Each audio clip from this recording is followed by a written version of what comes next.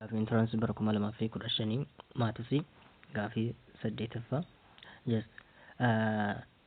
coinii yeroo 3 yoo ol darbine possibiliin nu argachuu dandeenyu headii lama at least headii lama argachuu dandeenyu meeqa jedha less haalallo possibility isaa. So possibility isaa meeqa ta'a? H harka 4 H tail then H tail H tail then H tail just isa kana then isa kanan ta'a kunis hin ta'a just kunis hin ta'a meeqa takka lama sadii afur jechuudha. So deebiin keenya meeqa ta'a? Afur ta'a jechuudha.